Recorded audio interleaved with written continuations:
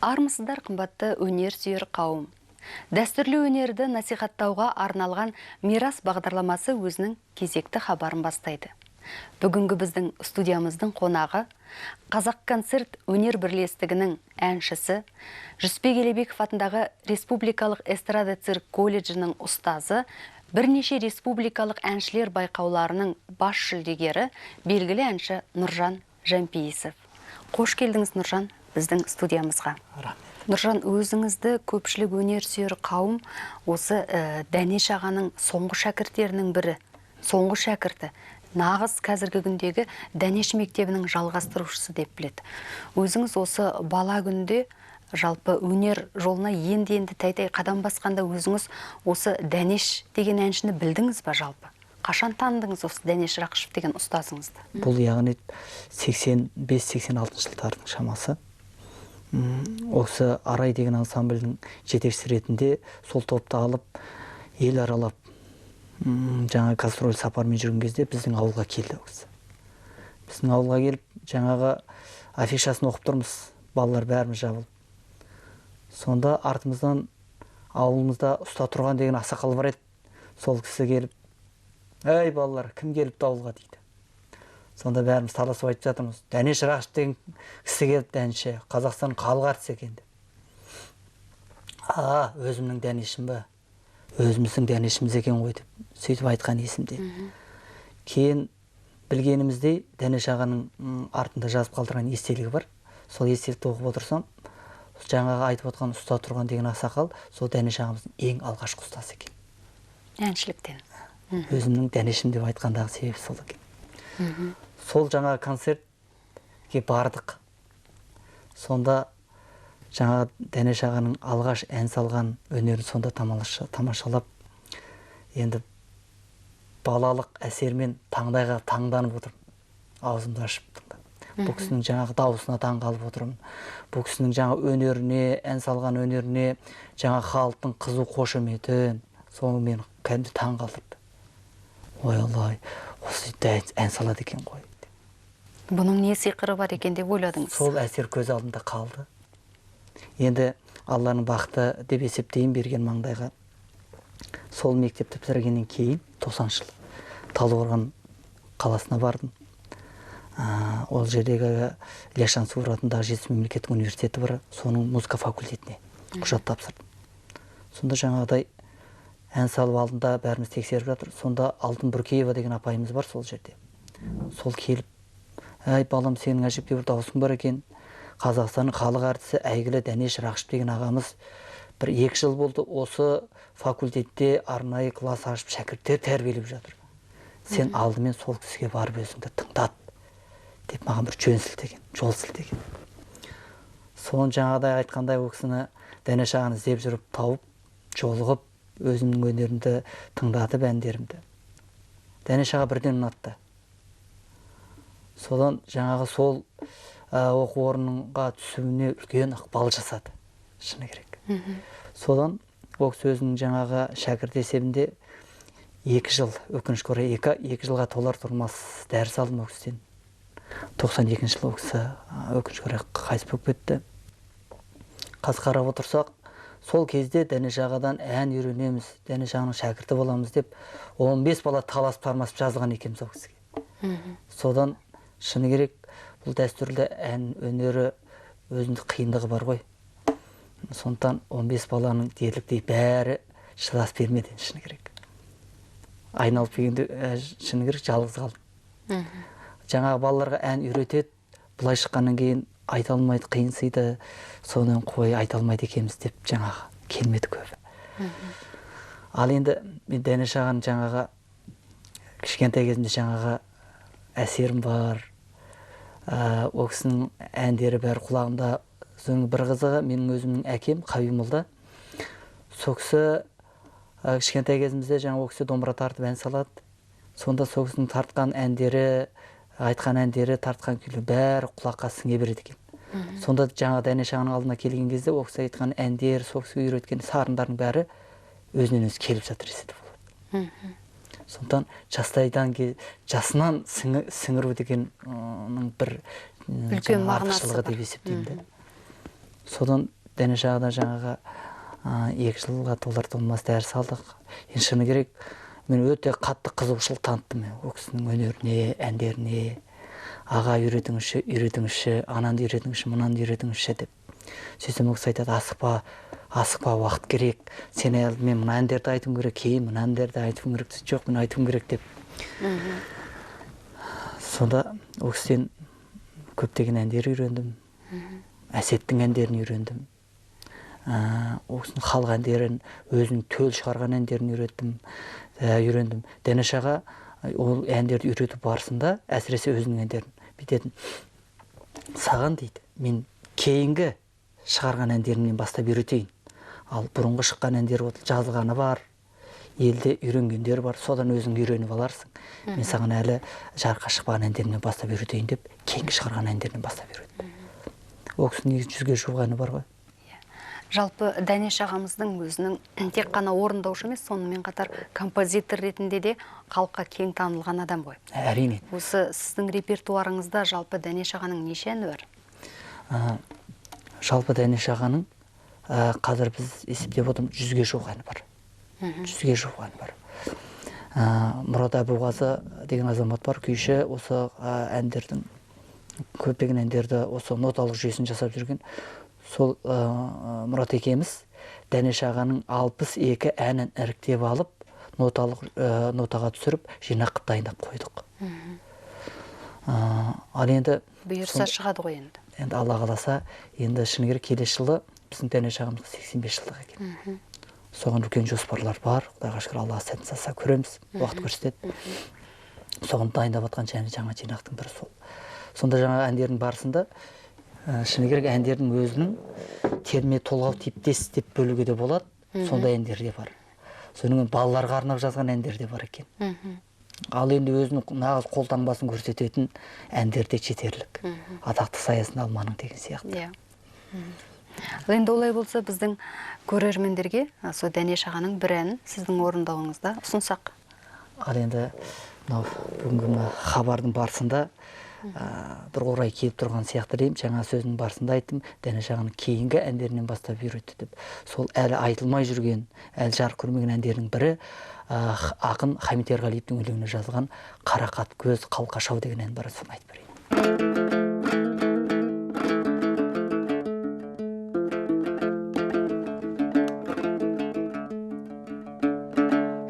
Құшағың ыстық сенің жалынан, кем көрмеймін ішкі нәзік жанынан. Айналайын қарақат көз қалқашау, ақ қанатты періштедей жанынан.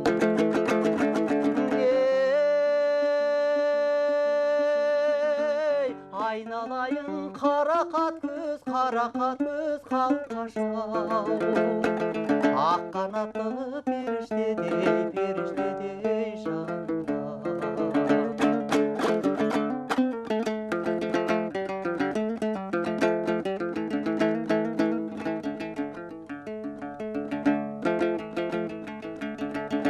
Сарықтырмай уағыдалы жерге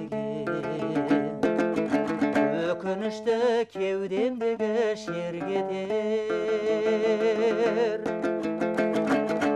Өмір кербе сұлу қалқатай, кетсің ағам кеме болып, теңіз болып тербетер.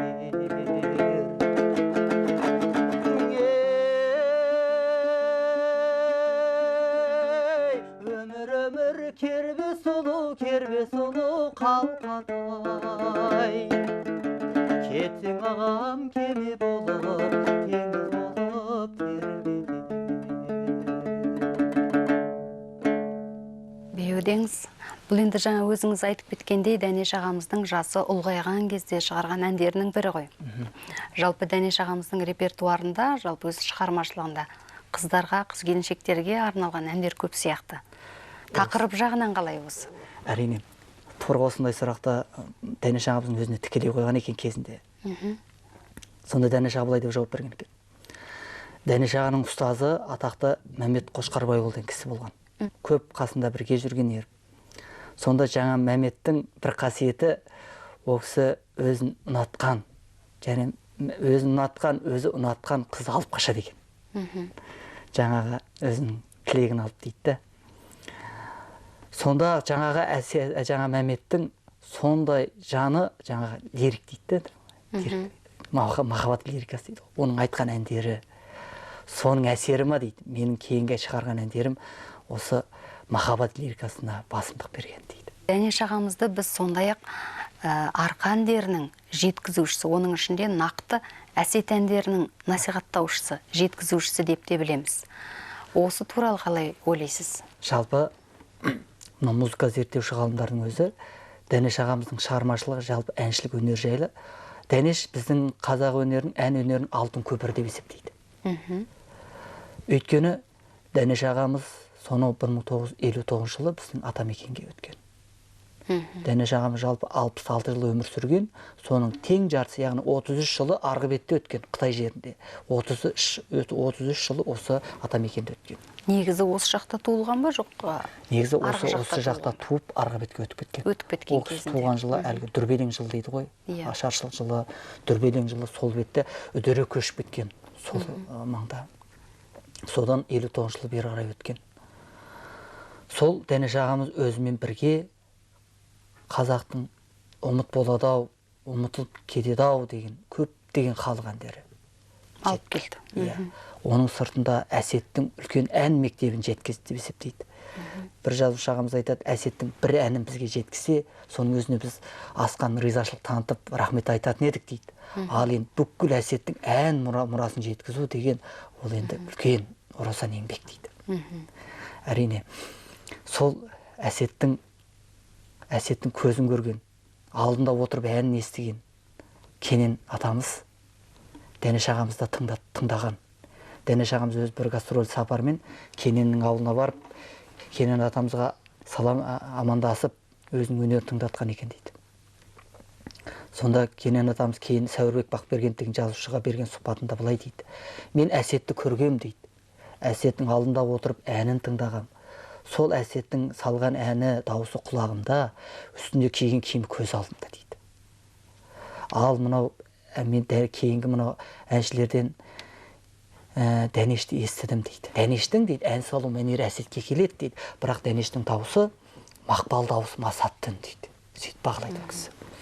Өте дәл суреттеген екен. Суреттеген. Дәнеш аға 14-15 жасымда дейді, бүкіл әсеттің әндеріне құмартқаным соншалық дейді. Мен әсетті білемін, әсетті көрдім деген кісілерді іздеп барып, әсет туралы сұрайды екен. Жаңағы әндерін жаңағы шәкірттерінен үйреніп қалды. Онда Дәнеш ағамыз әсеттің шәкірттерінің шәкірті болып тұр ғой. Олай болса. Яғни немере ұрпағы. Ал енді Оразақ Насқар деген ағамыз бар, бүкіл қар өлеңін жинастырған кісі. Сол кісі айтады, бүйтіп жаңағы Дәнеш ағамыз туралы өзінің өлеңдеріне дейді. Ән салсаң әсеттей сал деп бастаған, айтулы арманына жетті асқаған, қарттарды көріп жүрміз кей әншіге, ән салсаң Дәнештей сал деп тастаған. Енді бұл ән салсаң әсеттей сал дейтін еді, енді заман легіне қарай ән салсаң Дәнештей сал болып өзгерген екен ғой өлең жолдары. Дұрыс, әр әншіге өз заманда, өз уақытында нақты бағаланса, нақты бағалай білсе халық, оның өзі үлкен мәртебе деп есептейміз. Ал енді Нұржан, мына біз Дәнеш ағамызды тек қана әсет әндерін насихаттаушы емес, сонымен қатар осы арқаның да біраз әндерінің насихаттаушысы деп білеміз. Осы Дәнеш ағамыз Естайдың Қорлан деген әннің 3-ші нұсқасын жеткізген деп естіп жатамыз. Ол қандай нұсқа, неге ешкім естімей қалған, неге осы күнге дейін әншілер өз шығармашылықтарына енгізбеген, ұмытып қалып қалған қандай шығарма екен? Дұрыс айтасыз. Кезінде бір Қазақстан телеарнасында ма бір 100 ән деген хабар болған. Қазақтың 100 ән деген. Сол хабарға осы әнді салдық. Сонда жаңағы музыка зерттеуші ғалымдарымыз да болды, айтулы үлкен әншілеріміз де болды. Сонда жаңа осы ән салған кезде екі пікірге бөлінді, пікір екіге бөлінді десек те болады. Бұл Естайдың әні емес, бұл Дәнештің өзін шығарғаны шығар дейді. Біреулер бұл әрине бұл Естайдың әні, бұл нұсқасы солай жетуі де мүмкін деген сияқты да пікірлер болды. Ал енді мен Дәнеш ағам осы радиода бір хабар жазылған, сол хабарда өзі айтады. Мен 14-15 жасымда осы әнді айтқам үйреніп дейді. Осы 14-15 жасымда үйреніп айтқам осы әнді дейді, арғы бетте. Сонда бұл қазір біз алып қарастырып отырсақ, қазір бір 3-ші нұсқасы болып келіп отыр бізге. Яғни бұл нұсқа арғы бетте кең насихатталғанымен бізде мүлдем насихатталмай қалған. Бізде насихатталмаған десе де болады. Сол себепті бұл Естайдың Қорланның бұл нұсқасын Дәнеш ағамыз өзімен бірге арғы беттен алып келді деп нақты айтсақ болады ғой. Айтсақ болады. Сөйтіп алып келіп осы қазіргі біздің ән қоржынымызға қосып отыр десек те, ол әрине сіз арқылы жетіп отыр десек те болады. Тағы бір қуантарлығы, бұл ән мынау кейінгі осы қазақтың дәстүрлі мың әні деген үлкен жаңағы еңбек шықты ғой шыны керек. Бұл үлкен сол жинаққа осы ән Естайдың жаңағы шығармаларының ішіне кірді. Естай шығармалары. Естай шығармаларының ішіне кірді. Оны ол кезде орындаған кім екен? Дәнеш ағаның өзі орындаған ба? Дәнеш ағамыздың өзінің орындаған. Демек өз заманда таспаға да бұл жазып кеткен қазір ғой. мемлекеттік архивтің жаңа мұрағатында сақтаулы. Сақтаулы, иә. Өте жақсы болған екен. Бұндай сирек шығармалардың таспаға жазылып сақталып қалғаны, осы күнге жеткені біз үшін, өнер адамдар үшін өте үлкен қуанарлық шаруа деп ойлаймыз. Олай болса, бұл ән міндетті түрде сіздің де репертуарыңызда бар деп ойлаймыз. Біз көрермендерге осы шығарманы ұсынсақ.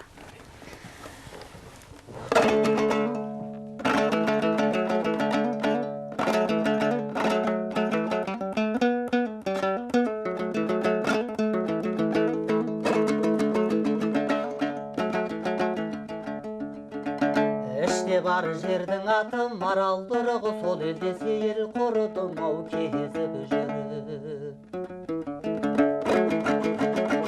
Сарланып күндіз түні зар илеймін, сол елде құсни қорылан ау бір қыз көріп. Сұрасам қыздың аты Қорланғайын, Құдайым берген екен ау күннен айын.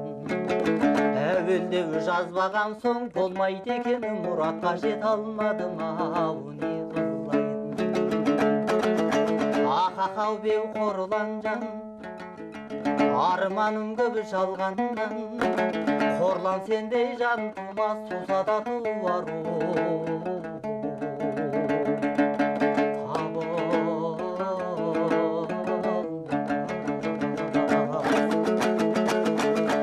бұл әлемде Қорланды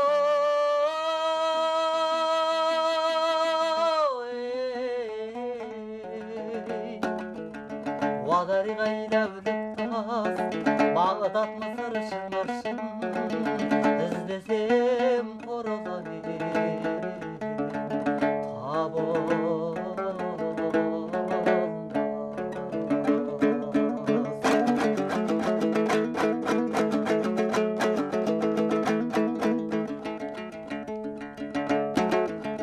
бір апа бір сіңлі құсни Қорлан, екеуі туған екен ау бір анадан. Бұрынғы Гүлжазира қыздарындай дүниеге келер емес ай ондай бағлан. Ақталақ құралай көз жазық маңдай, өзіңе тең келмейтін ау ешбір жандай. Бұрынғы Гүлжазира қыздарындай дүниеге келер емес ай ондай бағлан. Ақау беу Қорлан жан, арманым көп жалғаннан, Қорлан сендей жан тумас, туса да туар артық.